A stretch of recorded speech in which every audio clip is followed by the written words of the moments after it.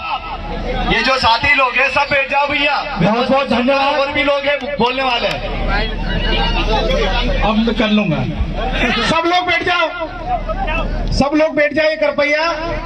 और आपसे लोगों से मेरी एक शिकायत है कि मेरे पे एक लाछन लगा हुआ है कि मेरे को सुनने के बाद आप चले जाते हो तो रात तक यहीं रुकना, ना मैं भी यहीं रुकूंगा। और हम लोग जिस मुद्दे के लिए यहाँ पर आए हैं, मैं सबसे बिना किसी भूमिका के उस मुद्दे पे आऊंगा। चमेली बाई जिस भी गांव की थी, मंडलेश्वर थाने की घटना है, उसको बहुत बड़ा शराब कारोबारी बताकर वहां की पुलिस ने और खासकर टीआई ने 34(2) की कार्रवाई कर दी कि इसके आटो अनाप शनाप शराब थी। अरे टीआई और एसपी महोदय, अगर आप में हिम्मत है तो खरगन में जो ठेका है उसकी आप कितनी दारू रख सकते हो उतनी जांच करके बता दो, हम लोग आपको मान के चले जाएंगे। हिम्मत नहीं है, चमेली बाई को आपने जेल में कर दिया, उसको आपने बड़ा शराब कारोबारी बता दिया। अरे जो मंडलेश्वर थाने में जो टीआई है उसकी संपत्ति भी एक बार जांच होना चाहिए कि चमेली बाई की ज्यादा है कि उस टीआई की ज्यादा है। वो बेचवाते करता है, चमेली बाई को हरे भी बनाता है। अरे तेरे में हिम्मत है तो यहाँ का भाटिया ग्रुप है उस पे का प्रेस वार्ता करते बता। यहाँ का जो सोम ग्रुप है एसपी महोदय उन पे अगर कोई कार्रवाई की हो प्रेस वार्ता करके बताइए, आपकी वर्दी को हम सैल्यूट करेंगे, आपके सामने ऐसे कई बार हाथ जोड़ के खड़े रहेंगे। हिम्मत है नहीं, आदिवासियों पे कार्रवाई करते हो। क्या समझा था कि चमेली बाई अकेली है, उसको मार लोगे, कूट लोगे? अरे उनके बेटे अभी तो कम संख्या में आई है क्योंकि यहाँ के कलेक्टर महोदय ने चालाकी की है। और यहाँ के हमारे भी धर्मपुरी विधायक महोदय यहाँ पर उपस्थित हैं, उनसे मैं कहना चाहता हूँ, सबसे पहले यहाँ के कलेक्टर की विधानसभा अध्यक्ष को आप शिकायत कीजिए, आपके प्रोटोकॉल का उन्होंने ध्यान नहीं रखा। कलेक्टर को यहाँ खड़ा होना चाहिए क्योंकि एक विधायक यहाँ पर उपस्थित है। आप विधानसभा अध्यक्ष को यहाँ से लेटर लिखिए कि खरगोन कलेक्टर ने आपके सम्मान में आपका सम्मान नहीं रखा, आपके सम्मान की अवहेलना की। आपको विधानसभा अध्यक्ष को ये लेटर लिखना चाहिए।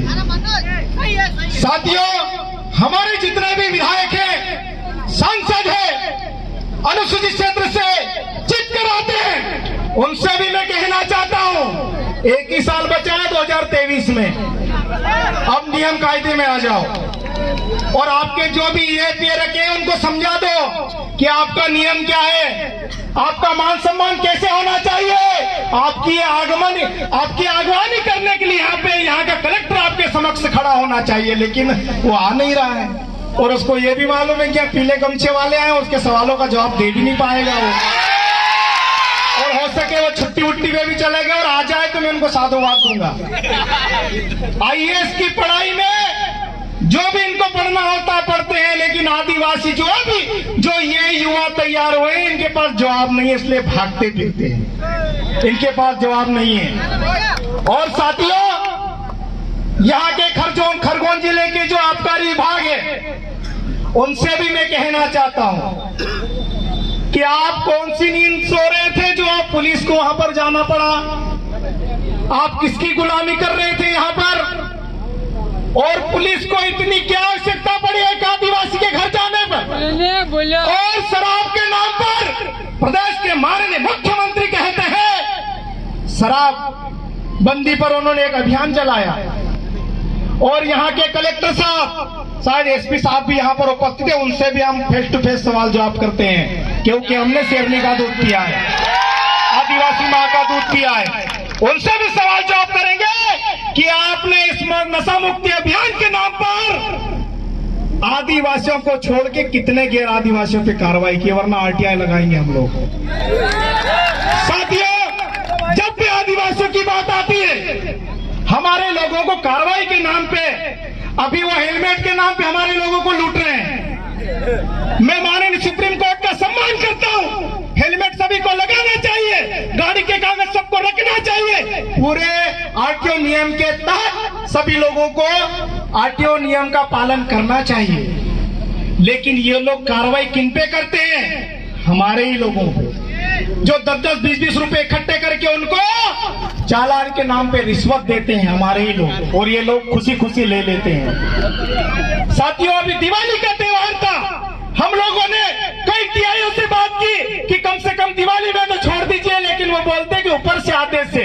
अरे तुम्हारे ऊपर वाले को भी हम दिखा देंगे, अभी कौन सा आदेश निकालते हो तुम लोग। साथियों, जहां पर भी कार्रवाई की बात आती है वहां पर सिर्फ आदिवासियों को दारू का केस आदिवासियों का बना दो, चालान का केस आदिवासियों का बना दो। अरे हमको क्या क्या क्या कहीं घुंघरू समझ रखा है, घंटा वंटा समझ रखा है, जो आए वो बजा जाएगा। साथियों, ये धारणा हमको चेंज करना पड़ेगी। हमारे पूर्ववक्ताओं ने बहुत अच्छी बात बोली। सुमेर भाई 700 रुपए खर्च करके आए थे, लेकिन करोड़ों की बात बोल के चले गए, तो उनका कई गुना ब्याज वसूल हो गया यहाँ पर। और सारे युवा, जितने भी क्रांतिकारी युवा समाज के लिए काम करते हैं, उनको डरने की आवश्यकता नहीं है। समाज के लिए, समाज के दबे कुचले लोगों के लिए डंके की चोट सीने पर हाथ रखकर, सीना ठोक कर अपने लोगों की आवाज बनकर उनके साथ खड़े होने की आवश्यकता है। साथियों, उस महिला के बारे में, चमेली बाई के बारे में प्रचारित किया गया, वो तो आदतन अपराधी है। अरे उसके यहाँ कितने टैंकर दारू मिले।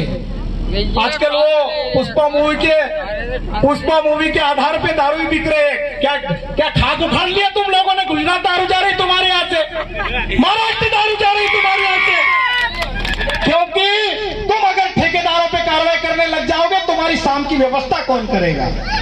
ये भी एक बड़ा सवाल है। अब चमेली बाई के पास तो 5,000 की बोतल है नहीं, 10,000 की बोतल है नहीं, 25,000 की बोतल है नहीं, 50,000 की बोतल है नहीं, 80,000 की भी बोतल आती जो श्रीदेवी पी के मर गई शायद, वो भी बोतल आती है। ये लोग बड़े बड़े लोग देते हैं, इसलिए इनकी ये गुलामी करते हैं और कार्रवाई सिर्फ हमारे लोगों की करते हैं। लेकिन अब इसको चेंज करना पड़ेगा, इसको उल्टा करना पड़ेगा। साथियों, 5वीं अनुसूची की भी बात हुई, संविधान की भी बात हुई। मैं पिछली जितनी भी बातें हुई है उस पर गौर नहीं करना चाहता हूं। सब लोगों ने बहुत शानदार बात की है।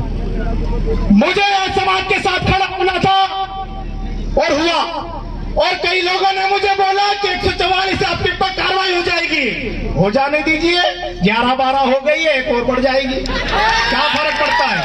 और 144 जो यहाँ के कलेक्टर साहब के आदेश से एडीएम साहब ने लगाई है, बघेल साहब ने, पूरे हम पढ़ के आते हैं साथियों, किसने आवेदन निकाला है, क्या क्या निकाला है।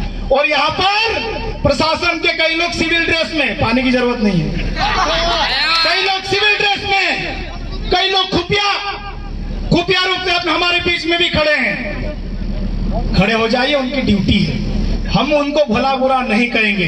लेकिन आदिवासियों के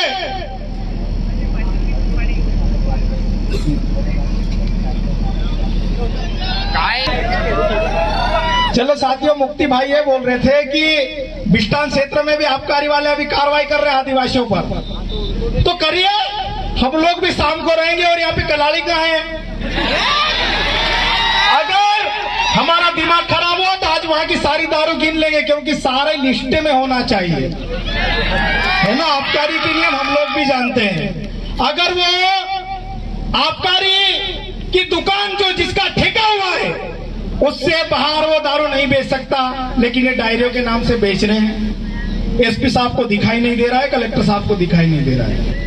ठीक, ठेके पर जो दारू मिलती है उसका जो सरकारी रेट तय होता है, उसी रेट पर दारू बेचना होता है। लेकिन 10 और 20 रुपए, 50 रुपए